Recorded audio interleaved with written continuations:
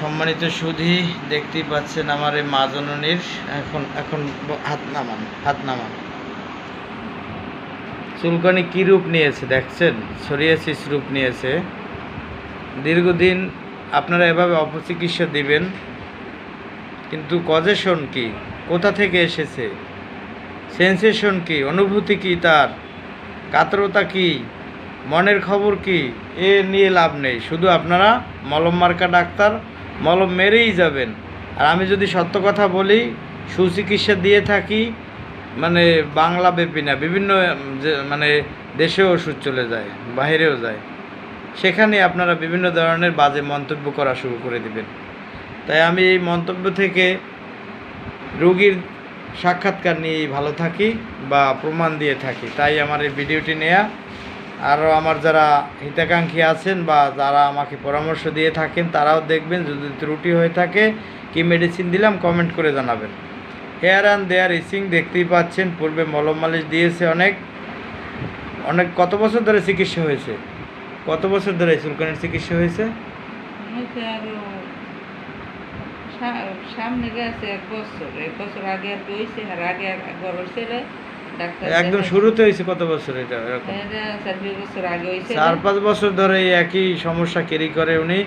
একবার লেপ মানে মলমের প্রলেপ দিয়ে চাপিয়ে দিয়েছিল, চাপিয়ে কি রাখা যায়? এখন সারা গায়েই আছে।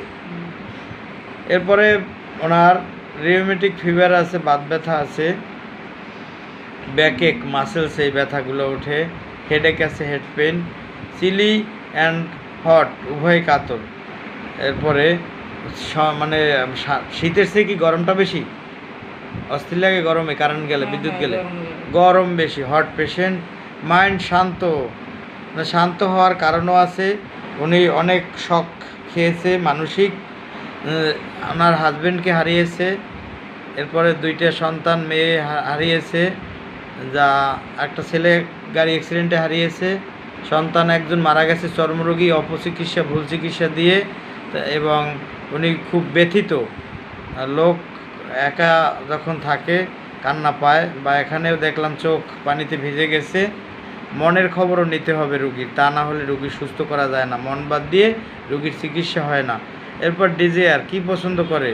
সবই পছন্দ, অপছন্দের ঘরে কিছু দেখলাম না। মিট, ফিশ, ভেজিটেবলস, হ্যাঁ, মিল্ক, এরপরে এগ, সুইট, সল্ট, টক, তিতা, এগুলো সবই পছন্দ করে। অ্যাগ্রাভেশন দেখলাম না। এরপরে এরপরে টাং হিজ ড্রাই থাকে, এরপর চেস্টও ড্রাই থাকে এবং ড্রাই কাপ হয় মাঝে মাঝে, হেভিনেস সেন্সেশন হয় চেস্ট, স্টুল। এরপরে কি অ্যাপেটাইট, ক্ষুধা মিডিয়াম, থার্স্টলেস, স্টুল হার্ড থাকে, ইউরিন মাঝে মাঝে সামটাইমস বার্নিং হয় এবং ইয়েলো হয়। গ্যাস্ট্রিক আছে, রেগুলার ওষুধ খেতে হয় ও হাই প্রেশারে ওষুধ খেতে হয়। মানসিক শোক ক্যারি করলে একের পর এক প্রেশার হাই হবে, লাইফস্টাইল চেঞ্জ করলে চর্বি জমা হবে ব্লাডে, তখন তো হাই প্রেশার ওষুধ খেতেই হবে। এরপরে leg and hand burning sensation হয়, ঠান্ডা পানিতে ভালো লাগে। Corona vaccination aggravate, worse and moles আছে ওনার, স্ট্যান্ডিং অ্যাগ্রাভেট হয়।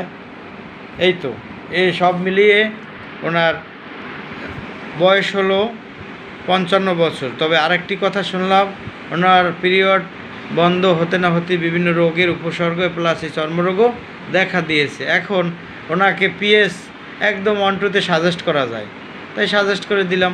মনের উপরে ডিপেন্ড করে, কাতরতার উপরে ডিপেন্ড করে, হ্যাঁ। এরপর ম্যানিস্ট্রেশন বন্ধের পরেই যে অ্যাগ্রাভেটটা শুরু হলো, ভ্যাকসিনেশন অ্যাগ্রাভেট দূর করলো, টোটালিটি দূর করে দিবে পালসিটিলে। আশা করি পরবর্তীতে আবার ফলো আপটি আপনাদের সাথে শেয়ার করব, কত % ইমপ্রুভ হলো, তাই তো? তা ভালো থাকবেন।